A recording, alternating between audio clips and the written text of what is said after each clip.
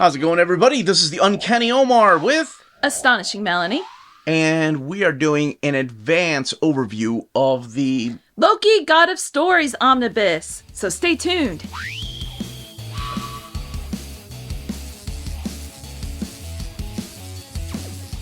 Thank you to David Gabriel and everyone at Marvel for sending us this advance review copy. It's a wonderful book. It comes out June 13th on both the direct and book markets. And speaking of direct and book market, what we're looking at here is the direct market cover by Frank Cho. On the left-hand side is your standard edition cover by Özgür Yildirim. Notice that the spines have different pictures. Yeah, they've been doing that from time to time, but underneath the dust jacket, everything else is the same. So let's take a closer look at the book. So you've got this awesome title up here. I really like it. It's a big hint to the theme of the book and motifs and such, and Prince of Lies. And we've got Frank Cho again here. We've got the spine. We've got Loki with his transcendental rainbow colors. What's he doing? You gotta read to find out. And what's really interesting about this omnibus, if you could, this was the original title right here. When I announced, or right before I announced it, I actually made a video of announcing Loki, Prince of Lies Omnibus. And then Marvel later on decided to change it to God of Stories. So I had to reshoot the video to announce Loki, God of Stories Omnibus. So it's a little behind the scenes. I like that one better. It makes more sense for the collections that are in here. So here's the back of the book where you have the covers collected here. Parental advisory, because some of the stories get a little bit dark. And then the ISBN, $125. Tales of the Trickster. One thing I really like about this is that it has this fake leather look to it. Mm-hmm. It's not. I mean, it's a glossy and dust jacket. Gold bordering design here. Making it a little fancy. So, Uncanny Omar, if I were wanting to collect Loki in omnibus format, what would it look like? Well, it's a good thing you asked. Because it would look something like this with the main Avengers stories collected in Loki Volume 1. Not sure if they're going to do a Volume 2. Maybe one day. And then years later, we have the Journey into Mystery. Now, that's not going into Siege or going into Thor by Matt Fraction.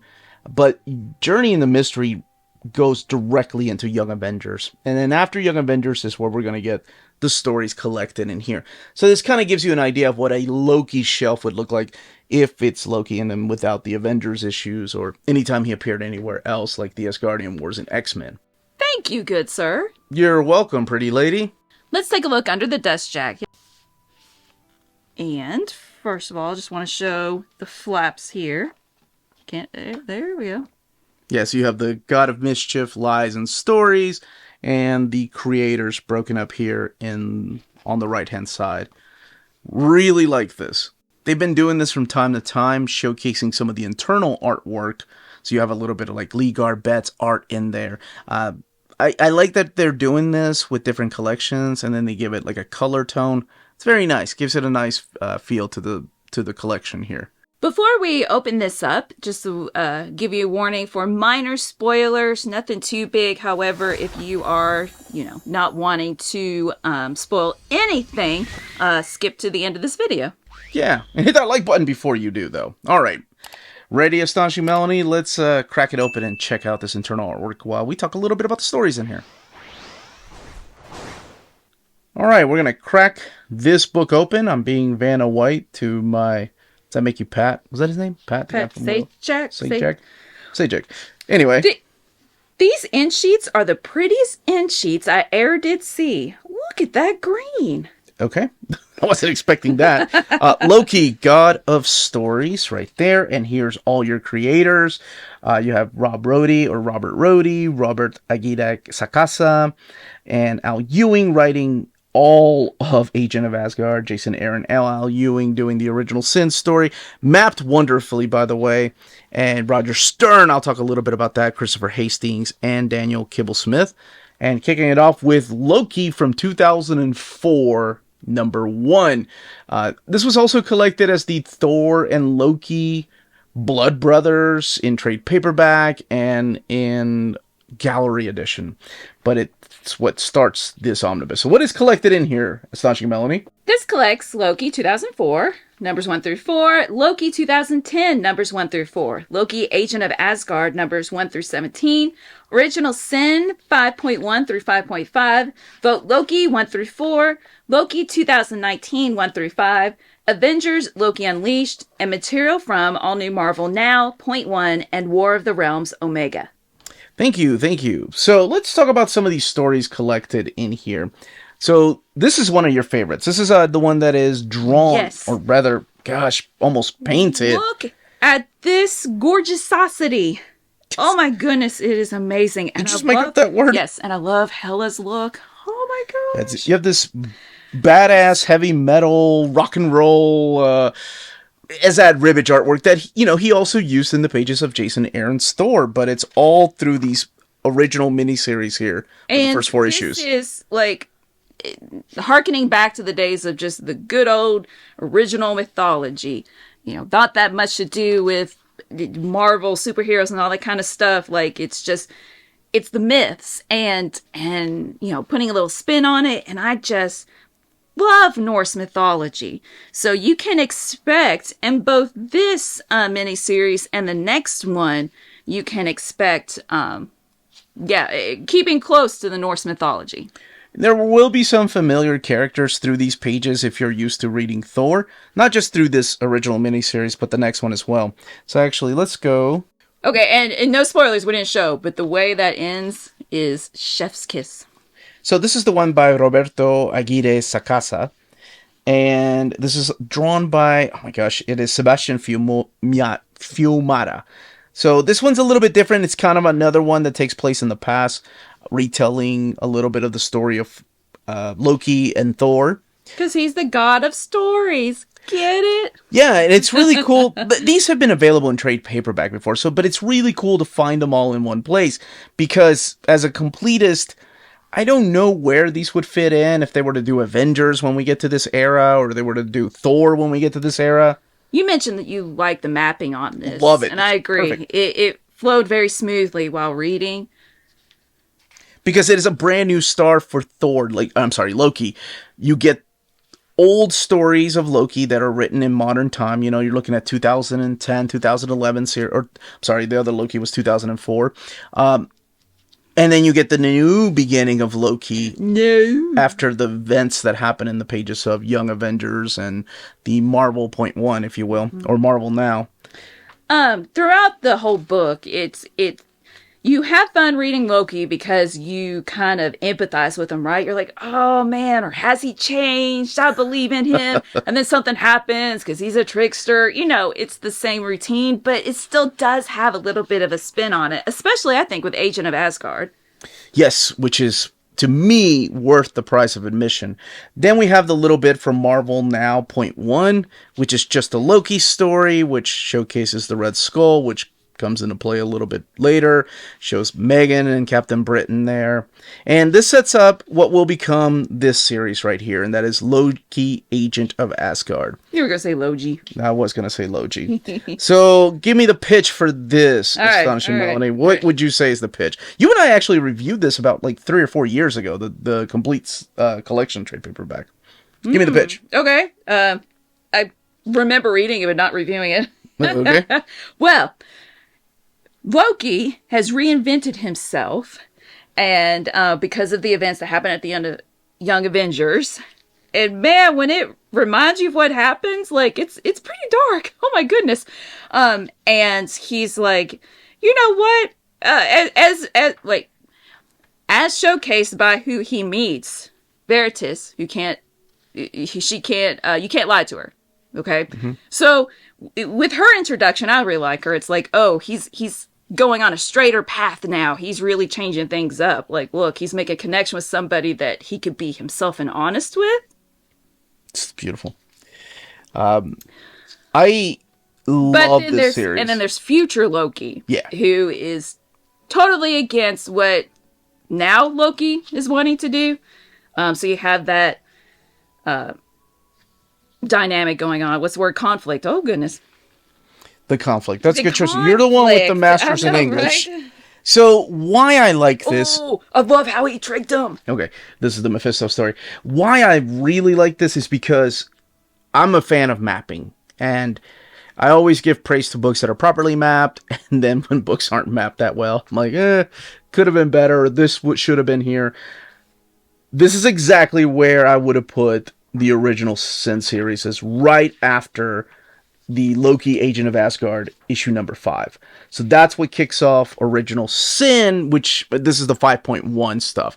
It's during the Original Sin main event, but it spins off into more of a Loki and Thor story because it is revealed to them through the pages of Original Sin something that kind of shakes up the whole lineage, the family, if you will. There's been a secret. And that's honestly what Original Sin, the crossover, was. There's everybody in the Marvel Universe has a secret.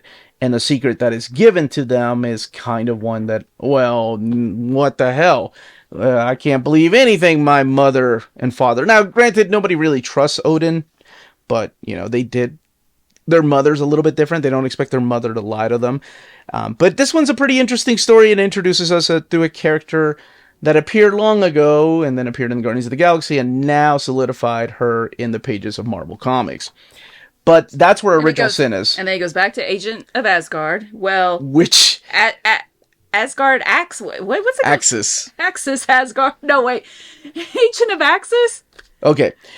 So let me explain. So after Original Sin, we were also having another event in the pages of Uncanny Avengers, and that is the Axis event, where the premise of that, without going into spoilers, how the villains are now the heroes, and some of the heroes are now the villains in this alternate reality. So here... Loki and Enchantress? I was going to call her Empress. Loki and Enchantress are good, and heroes, Agent of Axis. There we go. And they're working with the Red Skull... And there's other villains that play a role through here. There you go. This pops up throughout Agent of Asgard. And there's a big reason for that. So the series only lasted to 17 issues. And I think that's all we will say about Agent of Asgard. As much as we want people to read it, you should experience it for yourself. Then after Agent of Asgard, we go to Vote Loki, number 1. And notice how in Believe, L-I-E... the letters are in blue to spell lie, because he blatantly says, yeah, you could trust that I'm going to lie to you.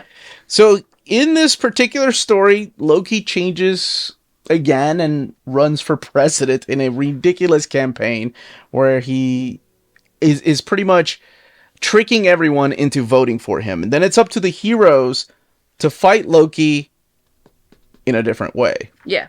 That she is one of the main characters, the reporter, and it's like whatever she tries to do to work against him, he just spins it and turns around to his benefit. Yeah, it's a ridiculous over-the-top story, but I happen to like it. Again, available in trades, just like all these stories have been, and for the first time collected in omnibus format. You get a little bit of Loki and War of the Realms Omega within a few pages before Loki 2019. Just, his status quo, what's going on with him. And then we get this Kibblesmith series right here, which, again, as the Astonishing Melanie said, he has a new status quo in the world of Asgard. So not just in Asgard, but also the role that he plays to Thor, because Thor also happens to have a new role in the aftermath of War of the Realms. So... this is pretty much him trying to change his ways again, and heroes not believing him. One particular hero that keeps arguing whether he has changed or not. And his brother's still on the fence, like, oh, maybe old Loki will come back, because that's what we expect. But that's what this mini-series is about. Then after issue number 5, censoring that final page, of course, we get this amazing story. This is Avengers Loki Unleashed. And this is Uncle Roger Stern, coming back and writing the characters of not just Loki, but his Avengers. And it takes place during his run on Avengers. So it takes place after issue 277, after the Under Siege story, where the Avengers mansion is destroyed and they're rebuilding. And in the middle of rebuilding, the God of Lies starts messing with them. Drawn by the legendary Ron Lim, too. This was so awesome, and I'm so glad it's collected in here. Because who knows how long it will take before it's collected in an Avengers Omnibus. So I'm glad that it's found through these pages. Now we can take a look at the back matter. That's right. Which is mainly the variant covers. I like this one with Loki as the fox and Thor as the rooster, chicken, whatever on top. Chicken, rooster. There's a little bit of difference. So there's different variant covers for the different books over the years, whether it's this miniseries or the original Sin miniseries. Some of them actually parts of the story that take place inside of the comic. Others, not so much. Just, it's a cover just to sell the book. I like that one too. Yeah, that one's cool.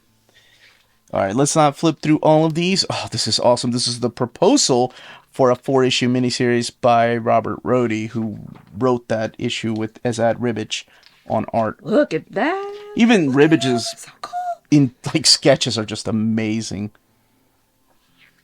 And the 2010, this is by Fiumara. This is the stuff that I enjoy looking at. And then Welcome to Marvel Tales, introduction by Ralph Macchio. Not Machio, the Karate Kid. That's exactly what I was thinking. Thumbnails, there, everybody makes that joke. And then here's Loki. That is your type of humor. It's an afterword by Al Ewing. Don't suggest reading that until after you've read the series. More character designs. This is Delkion, I think. Yeah, right here, the combined covers.